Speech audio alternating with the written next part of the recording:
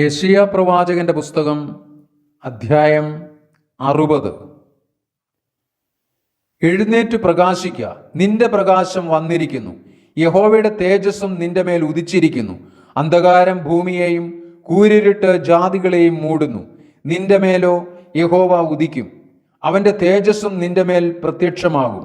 ജാതികൾ നിന്റെ പ്രകാശത്തിലേക്കും രാജാക്കന്മാർ നിന്റെ ഉദയശോഭയിലേക്കും വരും. നീ തലപൊക്കി ചുറ്റും നോക്കുക, അവർ എല്ലാവരും ഒന്നിച്ചുകൂടി നിന്റെ അടുക്കൽ വരുന്നു. നിന്റെ പുത്രന്മാർ ദൂരത്തു നിന്ന് വരും, നിന്റെ പുത്രിമാരെ പാർശ്വത്തിങ്കൽ വഹിച്ചുകൊണ്ട് വരും. അപ്പോൾ നീ കണ്ട് ശോഭിക്കും, നിന്റെ ഹൃദയം പിടച്ച് വികസിക്കും.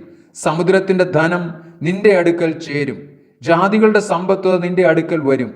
ഒട്ടകങ്ങളുടെ കൂട്ടവും മിദ്യാനിലെയും ഏഫയിലെയും ചിറ്റൊട്ടകങ്ങളും നിന്നെ മൂടും. ഷേബയിൽ നിന്ന് അവരൊക്കെയും വരും. പൊന്നും കുന്തിരുക്കവും അവർ കൊണ്ടുവന്ന് യഹോവയുടെ സ്തുതിയെ ഘോഷിക്കും. കേദാരിലെ ആടുകളൊക്കെയും നിന്റെ അടുക്കൽ ഒന്നിച്ചുകൂടും. നബായോത്തിലെ മുട്ടാടുകൾ നിനക്ക് ശുശ്രൂഷ ചെയ്യും. അവ പ്രസാദമുള്ള യാഗമായി എൻ്റെ പീഠത്തിന്മേൽ വരും. അങ്ങനെ ഞാൻ എൻ്റെ മഹത്വമുള്ള ആലയത്തെ മഹത്വപ്പെടുത്തും. മേഘം പോലെയും തങ്ങളുടെ കിളിവാതിലുകളിലേക്ക് പ്രാവുകളെ പോലെയും പറന്നുവരുന്ന ഇവർ ആർ? ദൂരത്തുനിന്ന് നിന്റെ മക്കളെ അവരുടെ പൊന്നും വെള്ളിയുമായി നിന്റെ ദൈവമായ യഹോവയുടെ നാമത്തിനും അവൻ നിന്നെ മഹത്വപ്പെടുത്തിയിരിക്കൊണ്ടും ഇസ്രായേലിന്റെ പരിശുദ്ധനും കൊണ്ടുവരേണ്ടതിന് ദ്വീപുവാസികളും തർശീഷ് കപ്പലുകൾ ആദ്യമായും എനിക്കായി കാത്തിരിക്കുന്നു. അന്യജാതിക്കാർ നിന്റെ മതിലുകളെ പണിയും, അവരുടെ രാജാക്കന്മാർ നിനക്ക് ശുശ്രൂഷ ചെയ്യും. എൻ്റെ ക്രോധത്തിൽ ഞാൻ നിന്നെ അടിച്ചു, എങ്കിലും എൻ്റെ പ്രീതിയിൽ എനിക്ക് നിന്നോട് കരുണ തോന്നും. ജാതികളുടെ സമ്പത്തിനെയും യാത്രാസംഘത്തിൽ അവരുടെ രാജാക്കന്മാരെയും നിന്റെ അടുക്കൽ കൊണ്ടുവരേണ്ടതിന് നിന്റെ വാതിലുകൾ രാവും പകലും അടയ്ക്കപ്പെടാതെ എല്ലായ്പ്പോഴും തുറന്നിരിക്കും. നിന്നെ സേവിക്കാത്ത ജാതിയും രാജ്യവും നശിച്ചു പോകും. ആ ജാതികൾ അശേഷം ശൂന്യമായി പോകും. എൻ്റെ വിശുദ്ധ മന്ദിരമുള്ള സ്ഥലത്തിന് ഭംഗി വരുത്തുവാനായി ലബാനോന്റെ മഹത്വവും സരളവൃക്ഷവും പൈനും പുന്നയും ഒരുപോലെ നിന്റെ അടുക്കൽ വരും. അങ്ങനെ ഞാൻ എൻ്റെ പാദസ്ഥാനത്തെ മഹത്വീകരിക്കും.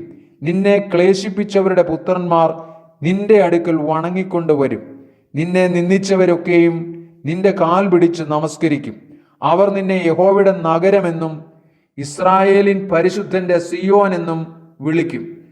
ആരും കടന്നു പോകാതവണ്ണം നീ നിർജ്ജനവും ദ്വേഷവിഷയവും ആയിരുന്നതിനു പകരം ഞാൻ നിന്നെ നിത്യമഹാത്മ്യവും തലമുറ തലമുറയായുള്ള ആനന്ദവും ആക്കി തീർക്കും.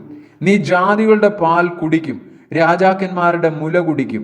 യഹോവയായി ഞാൻ നിന്റെ രക്ഷകനെന്നും യാക്കോബിന്റെ വല്ലഭൻ നിന്റെ വീണ്ടെടുപ്പുകാരനെന്നും നീ അറിയും. ഞാൻ താമ്രത്തിനു പകരം സ്വർണം വരുത്തും, ഇരുമ്പിനു പകരം വെള്ളിയും മരത്തിനു പകരം താമ്രവും കല്ലിനു പകരം ഇരുമ്പും വരുത്തും. ഞാൻ സമാധാനത്തെ നിനക്ക് നായകന്മാരും നീതിയെ നിനക്ക് അധിപതിമാരുമാക്കും. ഇനി നിന്റെ ദേശത്ത് സാഹസവും നിന്റെ അതിരിനകത്ത് ശൂന്യവും നാശവും കേൾക്കയില്ല. നിന്റെ മതിലുകൾക്ക് രക്ഷ എന്നും നിന്റെ വാതിലുകൾക്ക് സ്തുതി എന്നും നീ പേർ പറയും. ഇനി പകൽ നേരത്ത് നിന്റെ വെളിച്ചം സൂര്യനല്ല, നിനക്ക് നിലാവട്ടം തരുന്നത് ചന്ദ്രനുമല്ല.